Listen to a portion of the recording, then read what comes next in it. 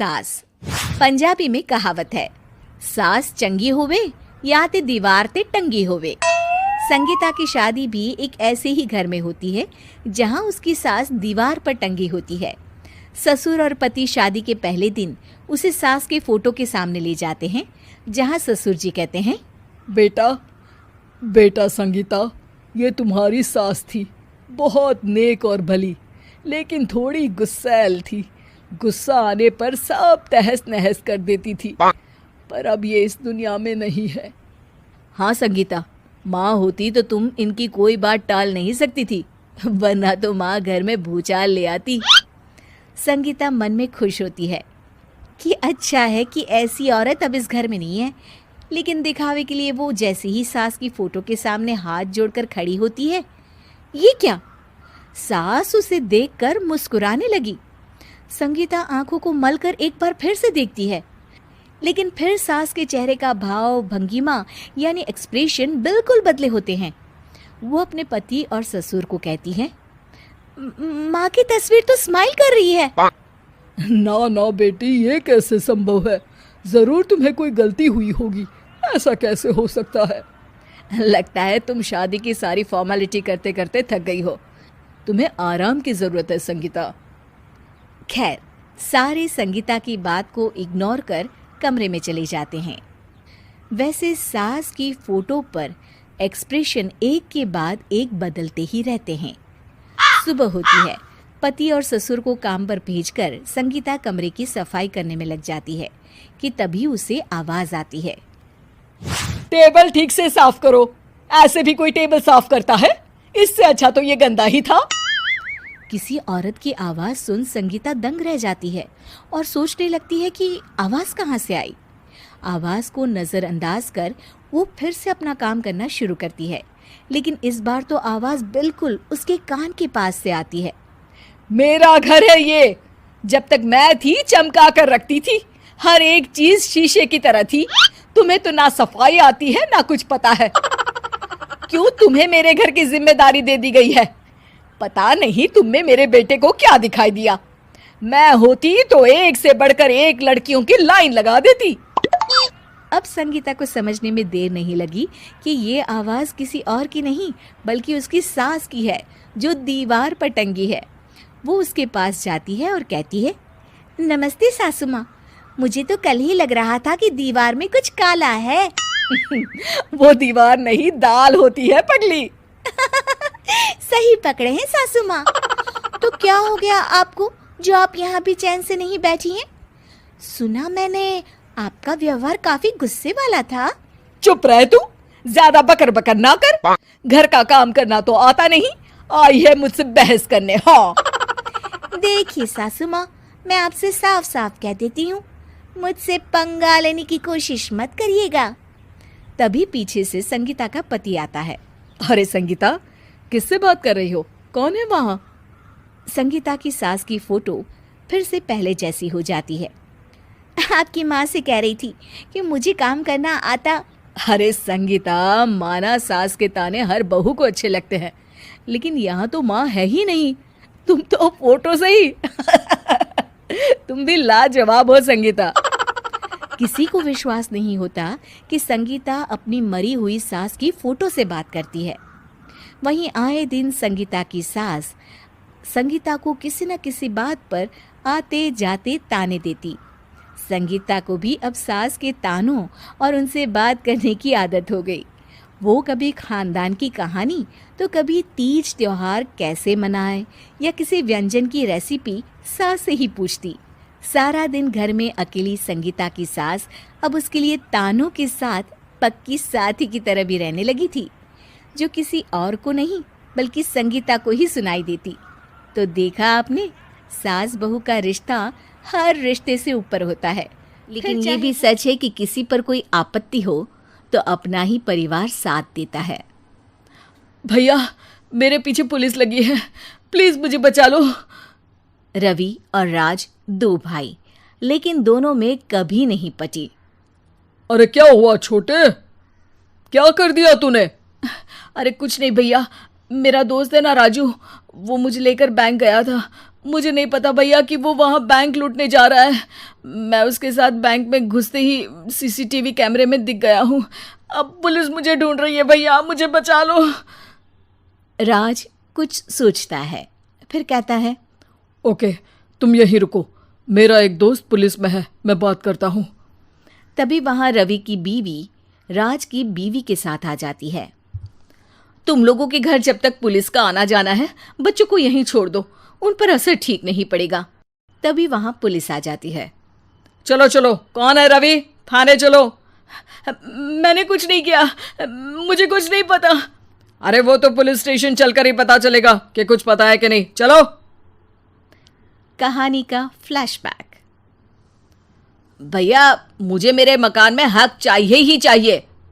अरे लेकिन छोटे, अभी मेरे बच्चों पर काफ़ी खर्चा है, तेरी भाभी की भी तबीयत ठीक नहीं रहती, बजट बिल्कुल नहीं है कि मैं अलग होकर रहूं। देख लो भैया, 1 महीना है तुम्हारे पास, जल्दी से घर खाली कर दो। अरे कैसी बात कर रहे हैं भैया, मेरे शरीर में अभी इतनी हिम्मत भी नहीं कि घर को खाली करे। तो क्यों अपना पोषण बेचा भाभी? अरे तुम तो जानती हो, पिताजी की बीमारी के कारण उन्हें हमारी ज़रूरत थी, कैसे आते पैसे। ससुर जी तो बूढ़े थे भाभी, उनकी बीमारी में भी पैसे लगाना कौन सा अकल का काम था? तो क्या पिताजी को मैं मरने के लिए छोड़ देता? अरे रवि तू तो समझ, पापा को हमारी ज़रूरत थी, उन्होंने हमारे लिए हर वो काम किया जिससे हमें खुशी मिले। बैक टू रवि जो जेल में बैठा है। ये मैंने क्या कर दिया था? मैं ना पिता का हुआ ना ही भैया का, मेरे साथ जो हो रहा है ठीक ही हो रहा है। तभी वहां पुलिस वाला आता है। रवि तुमसे कोई मिलने आया है। भाभी आप यहाँ क्यों आई? पुलिस स्टेशन है ये भाभी। भैया आपकी जगह मेरा भाई होता तो क्या मैं नहीं आती?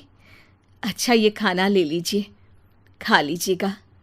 आपके भैया लगे हैं वकीलों और पुलिस वालों से बात करने में, डरने की कोई बात नहीं, जब आपने गुनाह किया ही नहीं तो सज़ा भी नहीं मिलेगी। रवि भाभी को देखकर रोने लगता है।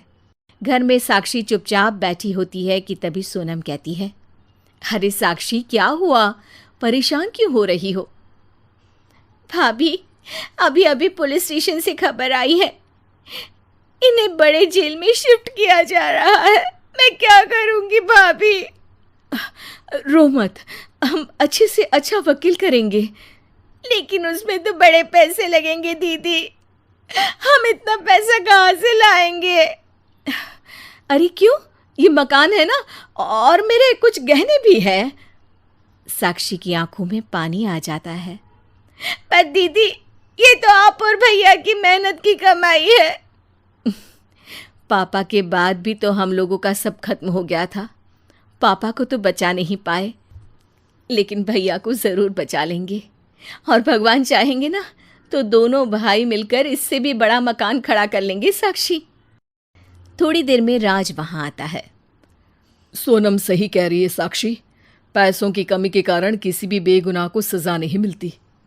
राज एक अच्छा सा वकील करता है। सोनम और साक्षी बचाए पैसे और अपने गहनों को बेचकर रवि का केस लड़ते हैं और जल्द ही रवि जेल से बाहर आ जाता है।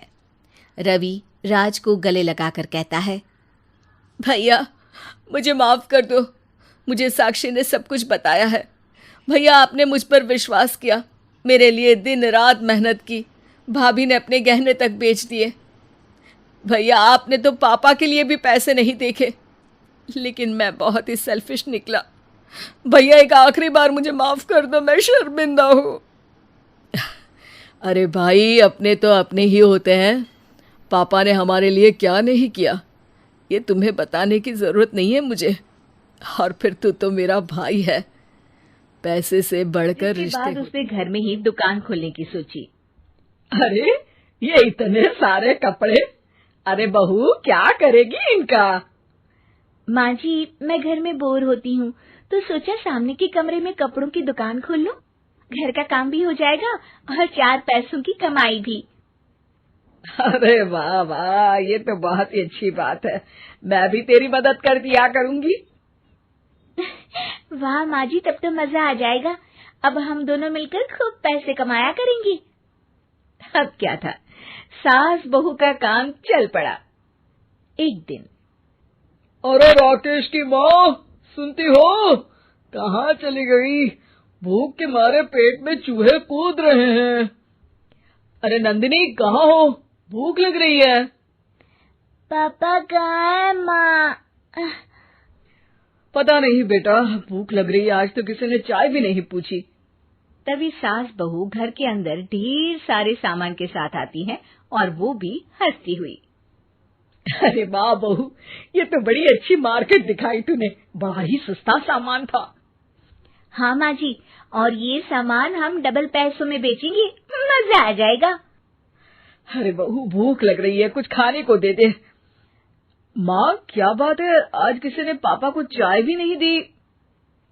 अरे बेटा, अब 40 साल में तेरे पापा ने क्या चाय बनाना भी नहीं सीखा? अरे बेटा, रहने दे अब इस बहस को। तुम लोगों ने वैसे बनाया क्या है? बहू परेशान हो जाती है और सास को अकेले में लेकर जाती है। माँ जी, आज तो हम लोगों ने खाना ही नहीं बनाया। अरे बेटा, बाहर के छोले भटूरों से पेट इतना भर गया कि याद ही नहीं रहा कि घर में ये लोग भी हैं खाना खाने के लिए। अब क्या किया जाए? तभी घर में एक महिला आती है। जी, वो सुना है आप लोगों की यहाँ साड़ी बिकती है, जरा दिखाएंगे क्या?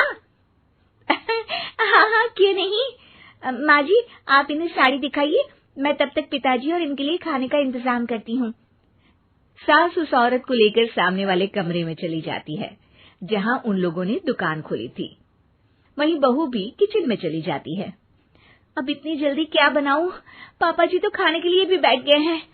आइडिया, मैं खाना बाहर से ही ऑर्डर कर देती हूँ। थोड़ी देर में खाना आ जाता है और बहू टेबल पर खाना लगा देती है। हे भगवान, कितनी कड़वी दाल बनाई है बेटा। नहीं नहीं पिताजी, वो। क्या बात है नंदिनी, रोटी तो चबाई ही नहीं जा रही है, लग रहा है रबड़ खा रहा हूँ। एक तो इतने महंगे होटल से खाना मंगवाया और वो भी इन लोगों को पसंद नहीं आया। तभी सास नोट गिनती हुई बाहर आती है। वाह माँ जी, बड़ी कमाई हुई लगती है। हाँ, मैंने वो 2000 वाली साड़ी 3000 में बेच दी। अरे वाह माँ जी। दोनों सास बहू बहुत खुश हो जाती हैं। मेरे पेट में ना बेटा जोर का दर्द हो रहा है। अरे माँ, क्या हुआ? पेट में दर्द? बाहर का कुछ खाया था क्या? मैदा तो नहीं खा लिया? मैंने छोले भटूरे खाए थे। माँ, क्यों खाए? आपको तो पता है कि आपको मैदा सूट नहीं करता। चलिए माँ को डॉक्टर के पास ले जाते हैं। तभी अंदर से पापा की आवाज आती है। हे भगवान, मेरा तो पेट खराब हो गया। सब पिताजी के पास जाते हैं। पिताजी, आपको क्या हुआ? खाना बासी था शायद। अरे पिताजी, नंदिनी जानती है कि बासी खाने से आपकी तबीयत खराब हो जाती है, तो वो ऐसा क्यों देगी, है ना नंदिनी? वो खाना मैंने बाहर से ऑर्डर किया था। मैं और माँ दुकान का सामान लेने गए थे, इसलिए खाना नहीं बना पाए। क्या नंदिनी, दुकान के चक्कर में तुमने तो सारे घर का हाल बिगाड़ रखा है। चलो अब माँ और पापा को लेकर अस्पताल चलते हैं। अस्पताल में जाने पर डॉक्टर कहते हैं, हाँ, इन दोनों को तो एक दिन के लिए एडमिट करना पड़ेगा। क्या? क्यों? पेट ही तो खराब है ना। हाँ, तो घर ले जाइए ना, अगर लग रहा है कि कोई बड़ी बात नहीं है और हम सिर्फ पैसा कमाने के लिए इन लोगों को एडमिट कर रहे हैं। नर्स, जरा इन लोगों को बिल तो दे देना। चलिए, मैं आप लोगों को पैकेज समझा देती हूँ। जब बहू के हाथ में बिल आता है, हे भगवान, 60,000 रुपए! इतना तो मैंने कमाया भी ना था। अब समझ गई कि कमाई के चक्कर में घर के लोगों की उसने पैसों के लिए एक ऐसे इंसान से शादी की जो पहले से शादीशुदा और एक बच्चे का पिता भी था। कमला के पति को मरे हुए एक अरसा बीत गया है। अब वो अपने सौतेले बेटे वैभव के साथ रहती है। वैभव के दिल में अपनी माँ को लेकर इतना डर है कि वो अपनी माँ के सामने एक शब्द नहीं बोल पाता। उसकी माँ जो कहती है उसको सर झुकाकर वही मानना पड़ता है। वैभव, तुमने अभी तक घर का काम क्यों नहीं किया? तुमसे कितनी बार कहा है कि सूरज निकलने से पहले तुम घर की साफ सफाई पूरी कर दिया करो। वैभव कुछ नहीं बोलता, चुपचाप सर झुकाए अपनी माँ की बात सुनता रहता है। तभी पास में खड़ा नौकर सुखराम कहता है, मालकिन, वैभव बाबा को रात से तेज बुखार है, इसलिए वो सुबह जल्दी उठ नहीं पाए। उनके बदले मैं घर की साफ सफाई कर देता हूँ। इसे कोई बुखार नहीं है, मैं इसे अच्छी तरह से जानती हूँ। ये सब काम न करने के बहाने हैं। सुखराम काका, बोल दो इसे, सारे घर का काम यही करेगा, और इससे समय पर अपना काम पूरा नहीं किया तो इससे आज का खाना भी नहीं मिलेगा। मगर मालकिन, वैभव बाबा की सच में ही तबीयत खराब है, आप एक बार देख तो लीजिए। कमला बिना कुछ बोले वहां से चली गई और बेचारा वैभव तेज बुखार में भी काम करता रहा। कमला वैभव की शादी एक ऐसी लड़की से कराना चाहती थी जो अनपढ़ हो, और कमला से इसी तरह डरे जिस तरह वैभव डरता है, ताकि वैभव की सारी जायदाद और धन दौलत उसकी मुट्ठी में रहे। लेकिन आज के जमाने में ऐसी लड़की मिलना मुश्किल है। कमला कार में यही सब कुछ सोचती जा रही थी कि तभी रास्ते में, अरे ड्राइवर, तुमने कार क्यों रोक दी? और ये इतना शोर कैसा? मैडम, आगे कुछ बंजारों का खेल चल रहा है, इसलिए भीड़ लगी है। मैं अभी भीड़ को साइड में करवाकर कार निकालता हूँ। ड्राइवर भीड़ को साइड करके कार निकालने की कोशिश करने लगा कि तभी कमला की नजर रस्सी पर चल रही एक फुलवा नाम की बंजारन पर पड़ी। क्यों ना मैं इस बंजारन की शादी वैभव से करा दूं? ये तो अनपढ़ लग रही है, मेरे पैरों तले दबकर भी रहेगी। मुझे अभी इसके माँ बाप से बात करनी होगी। ये सोचकर कमला ने उन बंजारों से बात की और उन्हें शाम को अपने घर बुलाया। फुलवा के माता पिता वहां उसे लेकर आ गए। उन्होंने इतना आलीशान घर पहले कभी नहीं देखा था। अच्छा हुआ आप लोग आ गए। देखिए, मुझे घुमा फिरा कर बात करने की आदत नहीं है, इसलिए सीधे सीधे मुद्दे पर आती हूँ। मुझे आपकी बेटी बहुत पसंद है। मैं अपने इकलौते बेटे की शादी आपकी बेटी फुलवा से कराना चाहती हूँ। इसके बदले में आप जो चाहो वो ले सकती हैं। तभी फुलवा की माँ कहती है, ये क्या कह रही है मैम साहब? कहीं आप हमारी गरीबी का मजाक तो नहीं उड़ा रही ना? आप मेरे बेटे से मिल लो। अगर आपको मेरा बेटा पसंद आता है तो मैं कल से ही शादी की तैयारी शुरू कर दूंगी। सुखराम, सुखराम, वैभव को लेकर आओ। फुलवा अपनी माँ के कान में फुसफुसाती है, माँ, कहीं इस मेम साहब का छोरा पागल तो ना है? फुलवा अपनी माँ से बात कर रही होती है कि वैभव वहां आता है। फुलवा उसे देखती ही रह जाती है और उसके माता पिता उसकी शादी तय कर देते हैं। शादी वाले दिन किसी को फुलवा और वैभव की बेमेल विवाह की बात समझ में नहीं आती। फिर भी एक औरत कमला से पूछ ही लेती है, कमला जी, आपने अपने इकलौते बेटे की शादी देहाती गवार से क्यों करा दी? ये बंजारन आपके घर की बहू बनने लायक तो नहीं है। कम से कम अपने स्टेटस का ही ख्याल कर लिया होता। बहू तो अपने टक्कर की लाती, आपने तो बंजारन को ही बहू बना लिया। अब कमला को समझ में नहीं आ रहा था कि इस बात का क्या जवाब दे। वो कुछ देर चुप रही और सोच समझ कर कहती है, बहन जी, आपको तो पता है आजकल के बच्चे किसी की बात कहाँ सुनते हैं। मैं तो अपनी बहू एक पढ़ी लिखी और अपनी सोसाइटी की ही ढूंढ रही थी।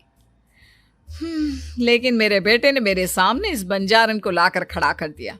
बोला कि मैं शादी करूंगा तो इसी से। अब भला मैं क्या करती, मुझे अपने बेटे के सामने झुकना ही पड़ा। कमला की ये बातें सुखराम भी सुन रहा था। उसने ये सारी बातें वैभव को जाकर बता दी। काका, मैं तो फुलवा को जानता भी नहीं, फिर माँ मेरे बारे में झूठ क्यों कह रही है? अरे बेटा, तुम कितने भोले हो, तुम्हें कुछ भी नहीं पता। तुम्हारे पिता अपनी सारी संपत्ति तुम्हारे नाम करके गए हैं। तुम्हारी माँ नहीं चाहती कि ये संपत्ति तुम्हें मिले, इसलिए उन्होंने तुम्हारी अनपढ़ लड़की से शादी करवाई ताकि तुम्हारी तरह वो भी अपने हक के लिए आवाज ना उठा सके। सुखराम काका, मैं क्या करूं, आप ही बताओ। माँ के सामने आते ही मेरे हाथ पैर कांपने लगते हैं। मैं माँ को कुछ भी नहीं कह पाता। वे दोनों बात कर ही रहे थे कि अचानक कमला वहां आ गई। कमला को देखकर दोनों घबरा गए। तुम दोनों फिर कभी बातें कर लेना, अभी फेरों का समय हो गया है, चलो जल्दी आओ।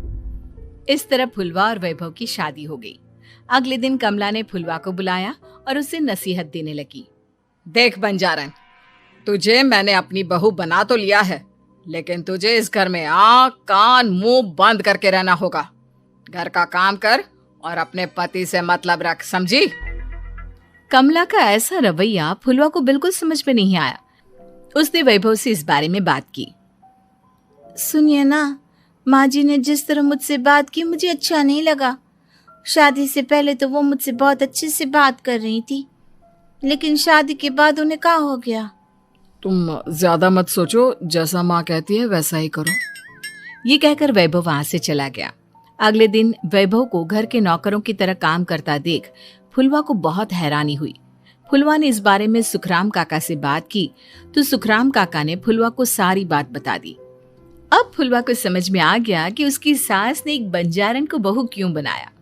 एक दिन वैभव घर का काम कर रहा था, तभी उससे कांच की प्लेट टूट गई। किसने गिराई ये कांच की प्लेट? वैभव को वहां खड़ा देख कमला ने छड़ी से उसे मारना शुरू कर दिया। उसके पैर में कांच चुभ गया और खून बहने लगा, लेकिन फिर भी कमला उसे मारे जा रही थी। ये देखकर फुलवा ने कमला के हाथ से छड़ी छीन ली और तोड़कर फेंक दी। बंजारन, तेरी इतनी हिम्मत, तूने मेरे हाथ से छड़ी छीनी? कमला फुलवा को थप्पड़ मारने ही वाली थी कि फुलवा उसका हाथ पकड़ लेती है। ओ सस माँ, मैंने मॉम की गुड़िया ना समझ लियो। बंजारन हो बंजारन, ईंट का जवाब पत्थर से देना जानती हूँ। आज के बाद मेरे या वैभव जी के ऊपर हाथ उठाने की सोचियो भी ना, समझी ससु माँ? ये कहकर फुलवा वैभव को लेकर वहां से चली गई। उसने वैभव के पैर पर पट्टी बांधी, उसके आंसू पोंछे। वैभव ने पहली बार किसी के दिल में अपने लिए इतना प्यार महसूस किया। अब फुलवा वैभव का हर काम में हाथ बटाती, उसका बहुत ख्याल रखती। इस तरह दोनों बहुत ज्यादा नजदीक आ गए। वहीं दूसरी ओर कमला सारी जायदाद अपने नाम करने की साजिश करने लगी। और एक दिन, वैभव, वैभव, जल्दी बाहर आओ। कमला की आवाज सुनकर वैभव और फुलवा अपने कमरे से बाहर आ गए। जी माँ, आपने बुलाया? ये ले, इन कागजों पर साइन कर दे। वैभव कागजों पर साइन करने ही वाला था कि फुलवा वैभव के हाथ से पेन छीनकर कहती है, ना वैभव जी, आप इस पर हस्ताक्षर नहीं करेंगे। आओ बंजारन, मैं तुझसे बात नहीं कर रही। ये बात मेरे और मेरे बेटे के बीच की है। चुपचाप पेन दे दे, नहीं तो तेरी खाल उधेड़ लूंगी। ससु माँ, बंजारन की खाल इतनी भी ढीली ना होवे कि कोई भी उधेड़ लेवे। जो यकीन ना आता हो तो देख ले उतार के। और हाँ, बंजारन जरूर हूँ पर अनपढ़ ना हूँ। मन्ने भी पता है कि किसी भी कागज पर साइन करने से पहले उसे अच्छी तरह पढ़ लेवे हैं। पेन देती है या नहीं? ये कहकर कमला फुलवा को मारने आई तो फुलवा ने कमला को धक्का दे दिया और वो नीचे गिर गई। कमला डरकर वहां से भाग गई। अब फुलवा ने वो कागज उठाए और वैभव के साथ सीधा वकील के पास चली गई। वकील ने वो कागज देखी और फुलवा को बताया, वैभव के पिता की सारी जायदाद और संपत्ति वैभव के नाम है, लेकिन वैभव की सौतेली माँ इस संपत्ति को अपने नाम कराना चाहती है, इसलिए इन कागजों पर वो साइन करा रही थी। तो अब हमें क्या करना चाहिए वकील साहब? वकील ने फुलवा और वैभव को सब कुछ अच्छी तरह से समझा दिया। अब दोनों घर पर पुलिस को लेकर पहुंचे। कमला पुलिस को देखकर घबरा गई। पुलिस ने कहा, आपके नाम की कंप्लेंट हुई है, आपको हमारे साथ थाने चलना होगा। कंप्लेंट? कैसे कंप्लेंट?